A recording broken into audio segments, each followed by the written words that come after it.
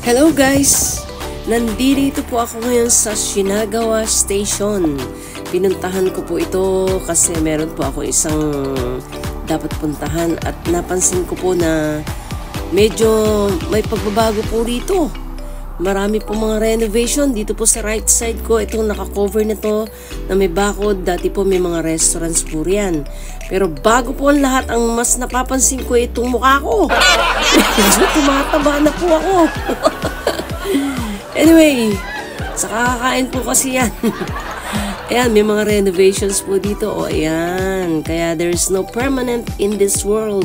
Everything changed. Yes.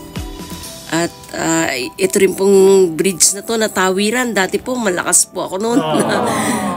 Mahilig akong tumawid po dyan. Pero ngayon parang luma-luma na at hindi ko na rin po maaakyat yan. Dahil medyo hirap na rin po ako umakyat sa hagdanan dahil hihingalin lang po ako. Ito naman pong police box station. Nandiyan dyan pa rin po. Ayan o. Dito po sa side na to yan. Yung may mga bakod na po yan. Nire-renovate. May mga magagandang restaurants po din dyan, mga stores or small companies. Medyo nawala na rin po, inalis na po nila. At ayun, yung hotel na yun.